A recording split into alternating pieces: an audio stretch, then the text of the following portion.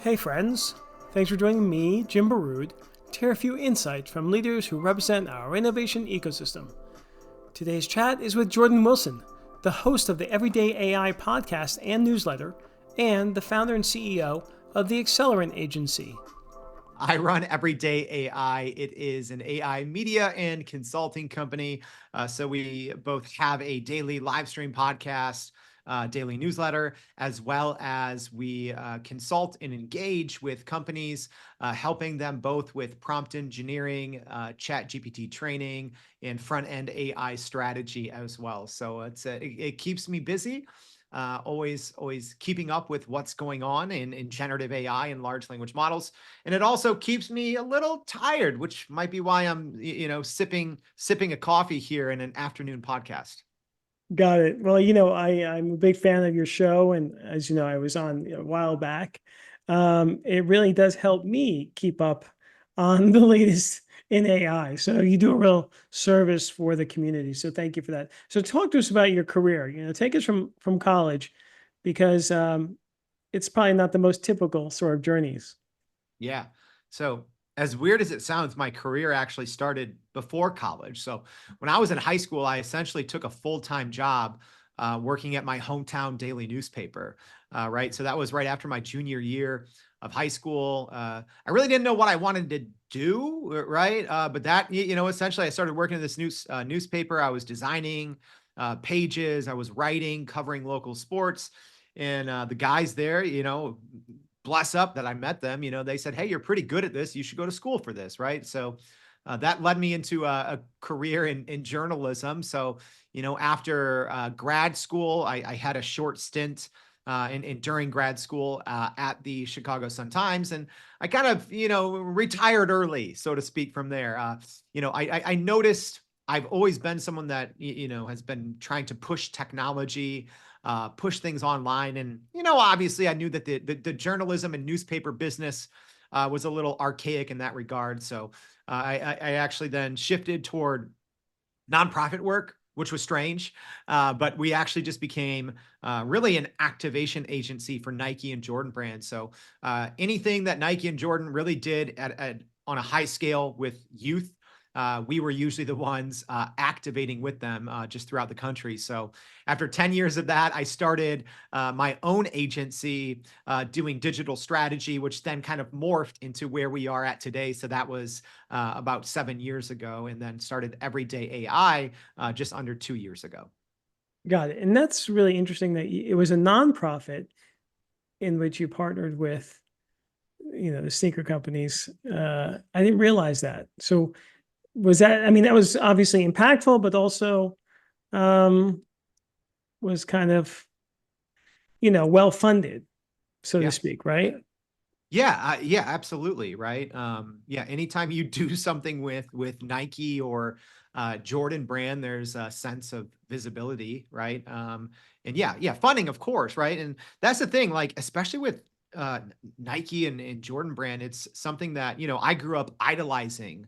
Those companies as a young kid.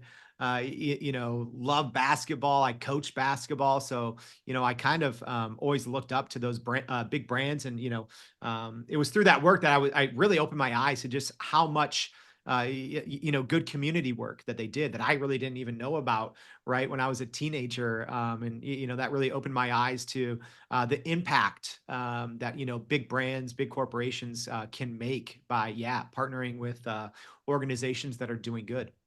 Yeah, for sure. And as you spoke about your journalism with at the high school level, I remember I actually was like a photojournalist. I took photos of the sports for my school newspaper, but also I remember doing some work with the local town newspaper. So we do have that in common. And so Very cool. those were when we, it was a long time ago. So we were actually my family had a dark room. We are actually, producing our own, pictures or photos. So that was, in fact, I found some of them recently. It brought back some memories. Really, that's awesome. All right. So the digital agency morphs into Everyday AI. Tell us when you started that and why you started that. Yeah. So right before I started my own company, I was writing a business plan, and I just went back and revisited this like 2 weeks ago. So yeah, this was about 7 years ago. And in my business plan, I wrote down that I wanted to do this digital strategy agency. The name of that company is called Accelerant Agency. And I said I wanted to do it for, maybe 5 years, because I felt that an advancement in technology would kind of make marketing deliverables a little commoditized. So I was like, okay, I'll go out, I'll push it hard, try to save up a little money because I feel something's going to come along, and we're going to invest in whatever that thing that's next, right? Not a good business plan, right? Like building a disposable business.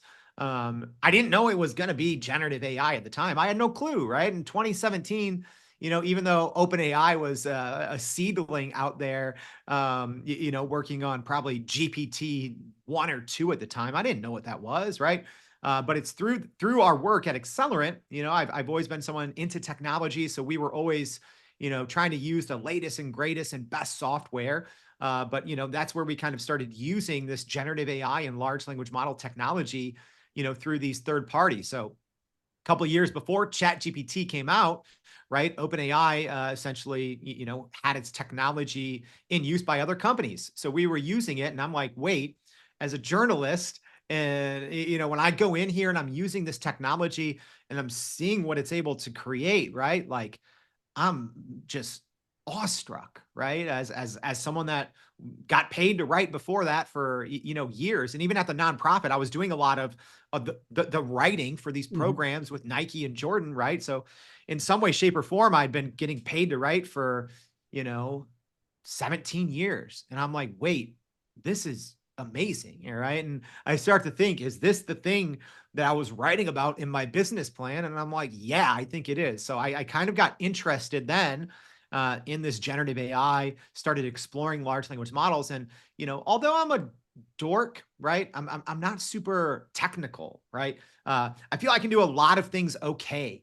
But, I was trying to learn more about AI. What is this generative AI? What are these large language models, these transformers? And I fear there's nothing out there that helped me, if that made sense. Like everything, it seemed like must have a PhD to ride this ride, sort of situation. And I'm like, I think, I should be learning these things and helping everyone else learn it and break it down for everyday people. So that's kind of what led to Everyday AI. I just went a little nuts and decided to do it every single day.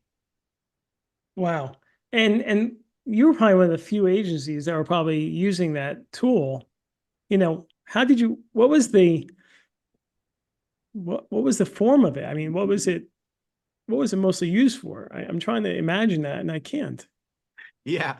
So yeah, I'm a software collector. It's a problem. And I think there was probably 3 or 4 different pieces of software very early on. This was in 2020. A couple of them I remember. There was, Jarvis. Now it's called Jasper. There was Copy AI, Headline, right? And at the time, it was very limited use cases, right? Like some of them were just like, you would type in a product or a service, right? And it would give us like 50 ideas for, better combinations of Google ad headlines and the little subheads that go underneath, right? So it was limited in scope at the time, but it got better and it grew. And then you essentially had these very early kind of, now what people call, GPT wrappers, but, they were just using the GPT-3 technology. So kind of the precursor that was eventually available in Chat GPT. So yeah, we just started using all of these tools. And I quickly, as someone that loves technology and has a writing background, that was, kind of this first iteration. It wasn't about, you know, agentic AI. It wasn't about Midjourney. No, it was just writing, right? So I think we got good at it because my background is I love technology. I love writing. So, I kind of self-taught prompt engineering to myself pretty early on. And so when ChatGPT came out, I honestly felt years ahead of everyone else, right? Because I'm like, I've been doing this stuff daily, right? I love it. I've been investigating it. So yeah, that's kind of, it took me a while to say, oh, I should start something dedicated to this. because at the time we had just onboarded a bunch of new clients at the agency. So had to kind of wait for a little of that to subside before I could, kind of go fully all in. Wow. And so you start Everyday AI in 2023, right? And so Yep. talk to us about how that launched and how it's grown. Oh, that one's funny. So I had a group of very small group. There's two of our two of my entrepreneur friends, and we were going from Chicago to one of them was getting married in Cincinnati, and I had been thinking about this for a while. So I was essentially driving with my wife and then my good friend, and I'd been thinking about this for months. I'm like, I just need to do this. I need to start. So we were in the car and I just told him the idea, right? My wife and, one of my best friends, and I just told them, I'm like, I think I'm going to do this. I think I'm going to start it. Right. And, they were obviously supportive, but they're like, are you sure on this daily thing? Like every day?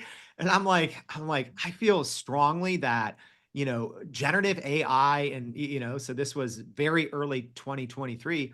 I'm like, I feel it's going to change how we all work, right? And no one had heard of it at the time, right? This is a couple of months after ChatGPT had been out. So that's all people, they're like, wait, like ChatGPT? I'm like, no, I'm like, this is eventually like going to be kind of the baseline of how humans work, right? Like I feel I was kind of looking forward, maybe a little too far at the time. And so yeah, it just really started with a conversation and they kind of picked it apart on a long drive from Chicago to Cincinnati. And it was probably after that, maybe like 2 or 3 weeks later, I just started. I didn't have any idea what I was doing really.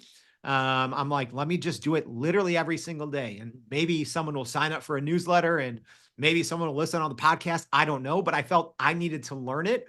And I felt with my background, both as a journalist and telling stories and helping people, I'm like, I think this could work. So yeah, it's just been really just a daily grind ever since. I believe that. And when I listen to you and your insights are great and you're so honest, which is really wonderful. So I really appreciate that. But so tell us, you've been covering AI since 2023, but working with it since 2020. Tell us about sort of the inflection points, right? I mean, there's so much to cover, but give us sort of a quick historical perspective on how far we've come. Yeah. Well, I'll say this. When everyone talks about the chat GPT moment, right? You can't really talk about generative AI without acknowledging that, right? Even the Nvidia CEO Jensen Huang talks about the chat GPT moment, right? Like the CEO of one of the largest companies in the world. So I don't think you can really talk about generative AI without talking about that, even though AI systems have been used throughout companies for many decades. But chat GPT and the chat GPT moment of generative AI and large language models kind of changed it, right? But even when it first came out, I wasn't too impressed with chat GPT, if I'm being honest, because at the time, they had already been, kind of licensing their technology out via their API to dozens of companies. And I was, at that time, so November 2022, if I'm being honest, I probably had subscriptions to at least 20 GPT powered tools. So when I'm going into Chat GPT, the original version, I'm like, no, this stinks, right? I'm going to keep using all these other tools because at the time, right, all these other companies, they at that point, they had more experience than OpenAI did iterating a consumer product, right? Because they had feedback from tens of thousands of users, right? And now obviously ChatGPT has or OpenAI has tens of millions, hundreds of millions of users actually. So I would say the first moment for me though that really pivoted to okay, this is kind of the future of work. It's actually when they came out with ChatGPT Plus. And I will say, because then you saw things like internet connectivity via, at the time, browse with Bing inside of ChatGPT was a mode. And then you also had a mode of plugins. And that's kind of where I started to get extremely interested, right? That was right around that time of that trip I took from Chicago to Cincinnati, because at that point I said, this is no longer a content creation tool. This is laying the groundwork for a business operating system, right? And then you saw Microsoft's, reported 10 to 13 billion dollar investment. Yeah, that's huge, right? And then at that point, you're like, okay, this is if a company like Microsoft invests 10 to 13 billion dollars into a company, like, you have to always follow the money. I think people refuse to still follow the money. It's like, no, you have to follow the money. And at that point, I'm like, okay, like there is no turning back.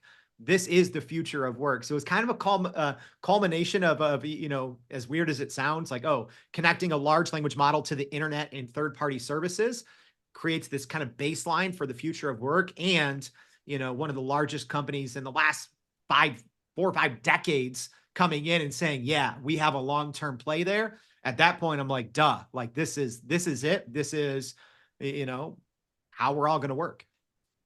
Right. Okay. So, and since then, right? So that was the early days. So that's 2023, Mhm. right? Essentially, the Yeah. plot. So the Microsoft thing was a little before that, but yes, the kind of Chat GPT iteration was early 2023. Right. Got it. Got it.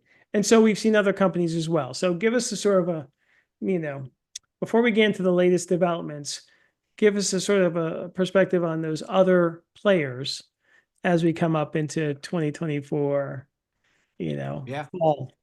Yeah. So yeah, I mean, obviously it's a who's who of the largest companies in the world, but I mean, the six largest companies in the United States, right, are all essentially either directly involved building large language models or the technology, right? So you have Microsoft now using OpenAI's GPT-4o technology for their Microsoft Copilot. You have Google that in December of 23 launched their Gemini large language model. You have Amazon, obviously invested in a lot of different ways. So they have their own Amazon Q platform. They obviously, have a huge stake in Anthropic Claude as well, one of the startups there. And then you have Meta, right? Meta, kind of the leader in open source large language models and generative AI.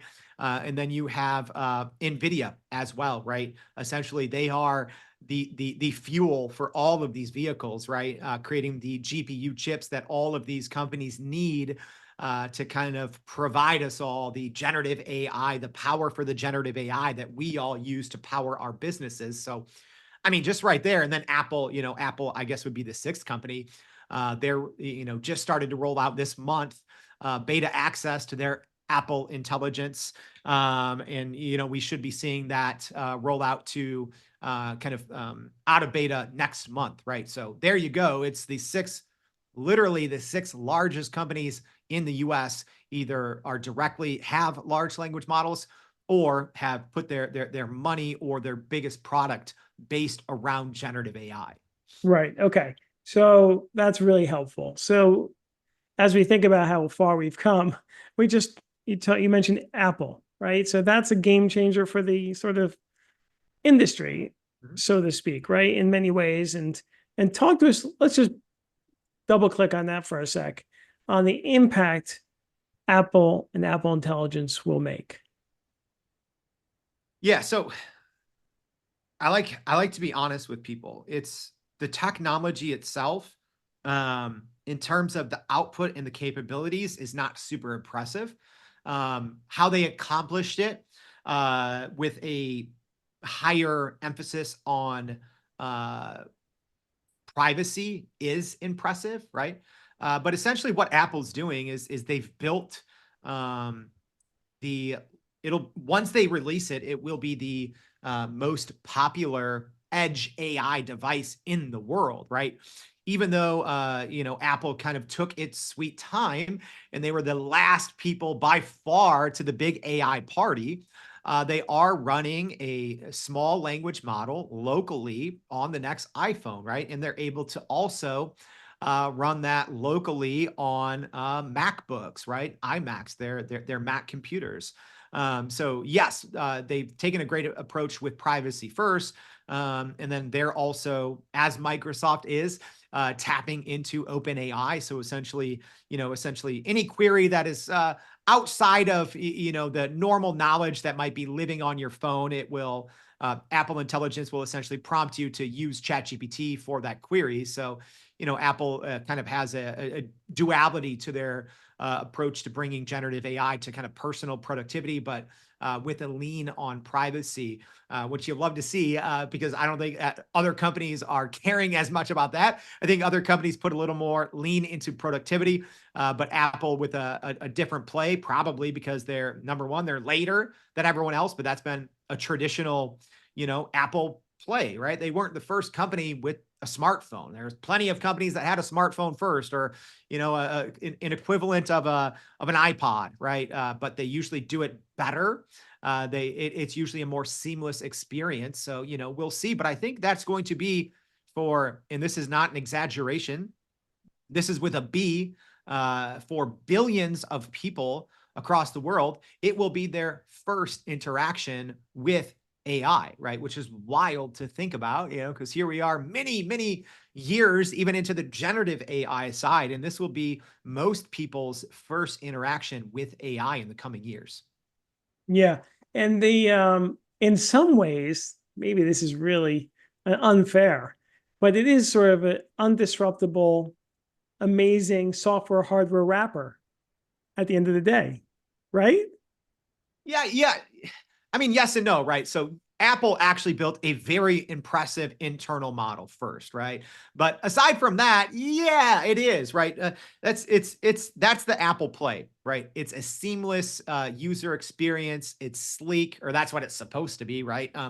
But it's bringing that artificial intelligence, that ease of use to all, no matter where you're at, quote unquote, on your phone or where you're at on your MacBook, as long as you're using those Apple programs or third-party programs that can tap into the quote unquote Apple intelligence. In theory, it should be a much more seamless experience where even right now, if you're using ChatGPT, essentially anything but Copilot, you're not really getting that kind of seamless experience. So really, Copilot is from Microsoft is the only other kind of user experience that might rival that. But Apple has the lead by far on devices, right? Because they have hundreds of millions of devices, iPhones, iPads, Macs, headsets that no one wears. So yeah, they have the lead in devices, so they have the distribution.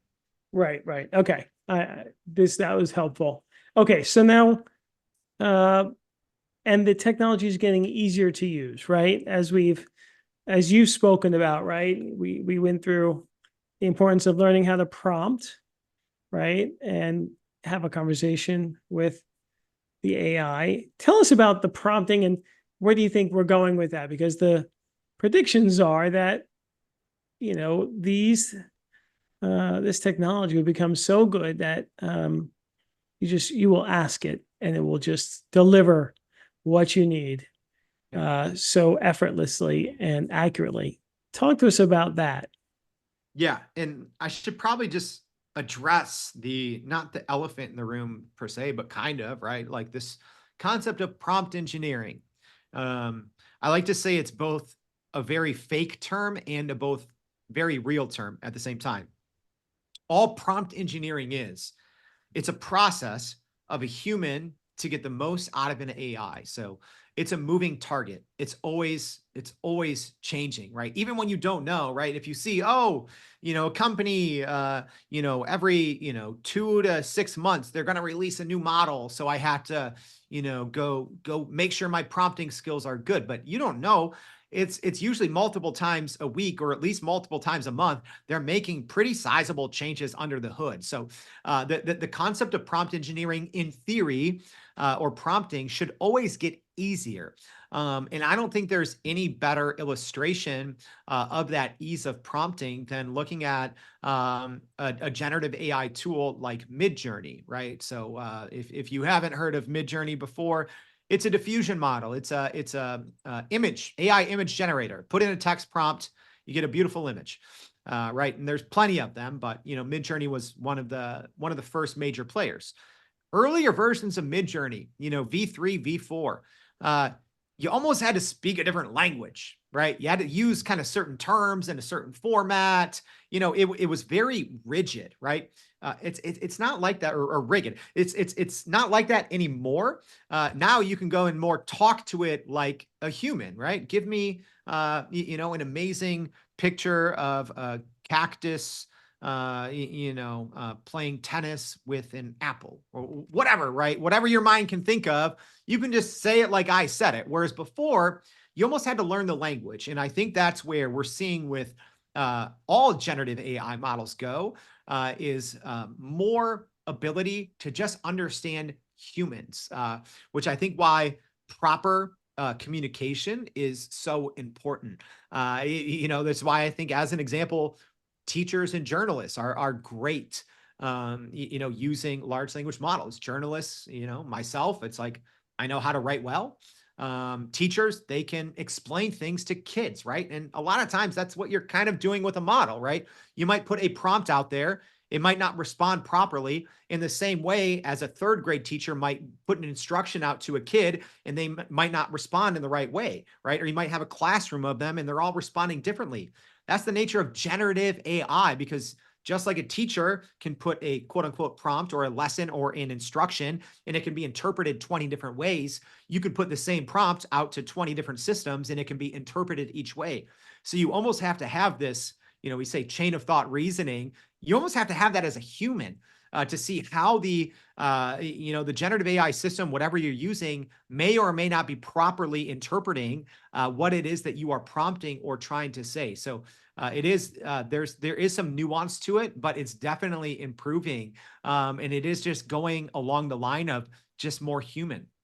Right. And talk to us about your class or webinar where you teach prompting, but also I know you made a warning about taking those pre-cut templates of prompts that are all over the internet. So tell us about your program and what we should be wary of. Yeah. So I've done this more than 100 times now, probably at least 150. So yeah, do a live, free prompt engineering 101, kind of chat GPT intro course called Prime Prompt Polish. So it's really just both teaching people the basics of chat GPT and teaching people the basics of prompt engineering. So it's been challenging, yet I think needed part of even, everyday AI's journey and my personal journey, is because I've also got to see, kind of the ongoing issues that people are having when working with large language models, right? And I think we've had probably about 7,000 people now take the course. So at the end, I, answer anywhere from 10 to 50 questions at every one of these sessions. So I'm constantly hearing both successes and failures that business leaders are having working with large language models. So it's a learning experience for me, and I keep it up to date, right? Like, we obviously had a new model drop from OpenAI, called O1. It was yesterday, and I had a course in like an hour, and I quickly updated it, right? Even though I didn't have time to fully investigate it, I said, hey, here's what we don't know yet, but here's how it may change prompting, right? And even that's a good example because, let's talk about this new model called O1 from OpenAI. It does take a more reasoning approach. So in theory, it will take away a little of the onus on the human to do a kind of quote unquote better prompt. And it's going to kind of think, and reason to do a better job to give you a better result. So, in prompt engineering, there's this concept called chain of thought prompting, right? Which is essentially sequentially breaking down how a model should think and how it should act, but it's the human giving it to a model. So now conversely, with this new model, it's a reasoning based model. It does it kind of for you, right? It's the first iteration of it, it will improve. But again, there's an instance where, yes, prompting in theory is getting easier and the AI systems are getting more robust. Yeah, for sure. And that course is great. I've taken it a while back, and what's great is that you keep updating it, and so people will come back and learn the new methods, right? New approaches. Yeah. So that's really important. So tell us, you work with a lot of business leaders. Give us sort of the general guidance that business folks should be aware of on how to use AI or ChatGPT or generative AI. Yeah. You have to have a strategy. you know, it's usually the first question I ask if I'm asked to speak, on a panel or something a little more informal. One of my first questions is, do you have an AI strategy? Do you have an AI policy? Right? Asking those two things first. Because a lot of times, as crazy as it sounds, even Fortune 500 companies, not all of them have one, right? They might have like a one pager that says, oh, don't upload proprietary data into any large language models. It might be as simple as that, but aside from that, there's no real like, oh, when should I be using, maybe their organization has Microsoft Copilot, and maybe they also have ChatGPT Enterprise, and maybe some people use Midjourney or Runway, but there's no real guidance or governance on like, well, when should we be using these tools, or how should we, right? It's kind of like a bullet point of don't do this, but what about the things that we should be doing, right? It seems like most companies that at least do have an AI policy and or an AI strategy in place, they focus on the do nots, but I feel very, very few of them focus on the do's. That's something I'd love to do on the do side, because that's fun. It requires creativity. It requires ingenuity. It requires the ability to have some digital strategy, right? Which is what I personally like to do. So yeah, it's again, like anything else, it's a moving target, right? Because yeah, companies, as soon as you start digging in, you're like, oh wait, some of these companies, this department has a policy, but the organization doesn't even know about it. And, this group is over here doing their own thing, and they kind of started talking about it, right? So it can be a little bit of a chaotic mess, especially for larger companies with remote employees. It can be a little wild.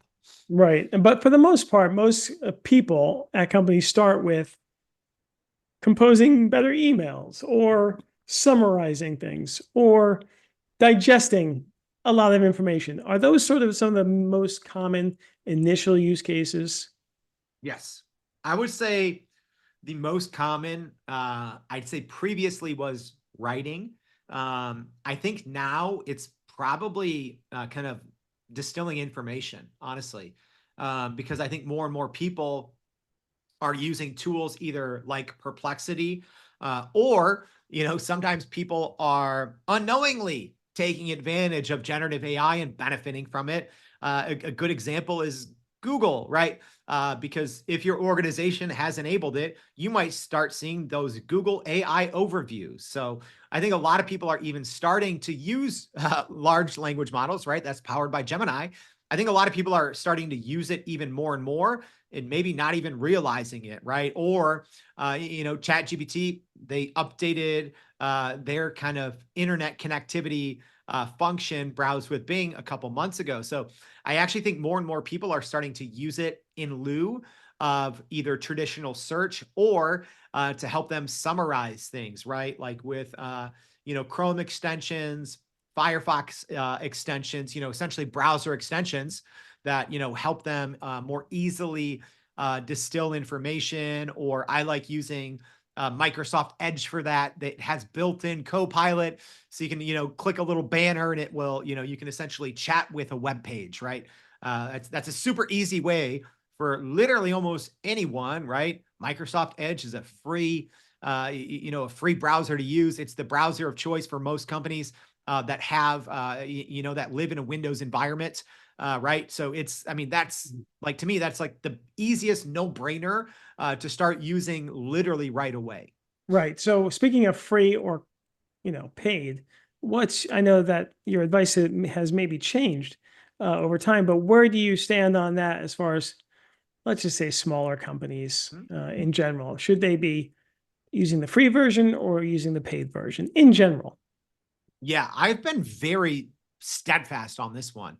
Um, I'd say if we're talking actual large language models, using a free large language model is not worth it, right? The only exception to that rule is probably like something like I just mentioned, like if you're using Microsoft Edge. If your company is a Microsoft 365 client or customer, it's actually already on the upgraded version, right? But if we're talking about your standard large language models, right, your ChatGPT, Google Gemini, Anthropic Claude, technically Microsoft Copilot, right? The free ones, if I'm being honest, for the most part, are a waste of time. They are greatly handcuffed in terms of their capabilities, and I think a lot of times, uh, especially smaller companies, do themselves a disservice by they essentially say, oh, let's go find out which large language model is going to be best for us, and they'll waste so much time working with a free version, right? And then it's I'd say it's a wasted time to if you're trying to essentially find your large language model of choice, which is really the baseline for how you're probably going to be doing work in the future. You shouldn't be using a free version of a large language model for that. Right.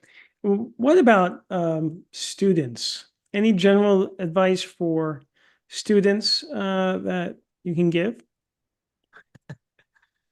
Yeah, I guess it would be I'd have to separate that advice for students because most students, when they think of AI, they're just thinking, okay, what's the best way for me to, write my paper without having to do any of the writing, right? So I'll tell students this on that side, put some effort into it, right? Like, yeah, especially most universities, here in the U.S. Don't have strict policies. Some do, but most don't. So students are all turning in the same, C plus type of work, right? Very, very lazily, writing their papers in ChatGPT. But it's like, come on, students, take a little bit of pride for the reason of it's not that hard, right? It's not that hard to, write better content in a large language model. So that's one piece of it. The other piece of advice that I would have for students, let's be honest, right? You're using ChatGPT to write your papers when you, in theory, quote unquote, shouldn't be. That's fine.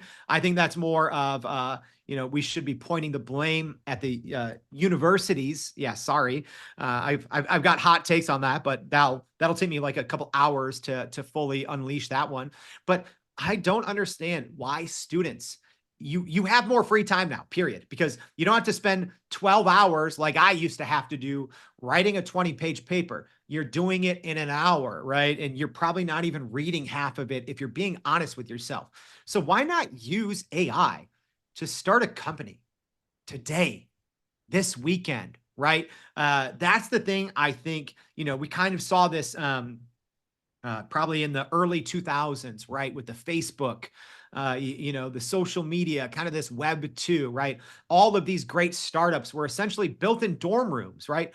But it took long hours, right? It took so much effort, so much, great development. Now you can do it in a fraction. I'm talking 5% of the time. You're not going to get 100% of the quality, but if I was a student right now, I would, if I had a free day, a free weekend, get a bunch of buddies together, start a little business, start something, start an app, start something that will help you, help your friend groups, help your university, right? There has never been an easier time. You can literally start, get a web app up in an hour without even knowing how to code, right? All you have to do is be able to talk to, an AI system like Cursor is great. Replit just launched AI, kind of an AI agent. It's so easy now. Claude Sonnet 3.5. There's no excuse if you're a college student. Go dream something up and go build it with the help of AI. Yeah, no, that's great advice.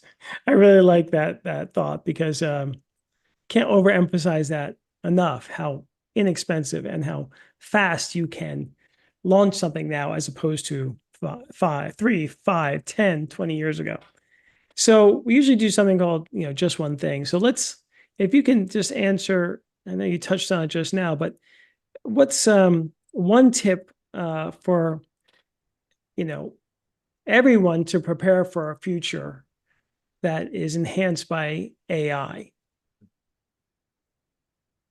I'd say this one is change management. You have to learn how to unlearn. I think, especially if you're mid career, kind of like myself, um, you've probably been rewarded in your career for doing things what I call now the old school way, right? I think you have to unlearn good habits and you have to relearn how to work AI first or AI native. Which can be difficult, but that would be kind of a blanket piece of advice for anyone of any age. Great. One more. One tip on how entrepreneurs can leverage AI. It would be similar to the advice that I gave to students. Uh, Build something for your team or your company to use internally. I really think the future of how we interact with our devices is we're going to be building pieces of software on the fly that are going to solve niche problems, right? I think ultimately many companies, especially if you're an online company, are going to be doing that for customers. But I think entrepreneurs, you should be building something, build a little software, build something that's going to solve a problem for you, because that's going to kind of instill good habits that you should be, as an entrepreneur, you have to be doing those things. Great, great, great guidance. Okay, so we usually end. This has been a wonderful discussion, so insightful. I learned from you all the time, so thank you. We usually end with a saying or a quote or a poem that's meaningful to our guest. So I think last time I did a poem. So this time I'll just do a saying. And this is something I don't know who told it to me, but it's always stuck with me. But you may not be the smartest person in the room. You may not be the most connected person in the room, but you can always be the hardest working person in the room. Love it. Thank you so much, Jordan. This has been really great. Thanks for joining us. I hope you enjoyed the show. Please like it, leave a review, and subscribe. See you soon.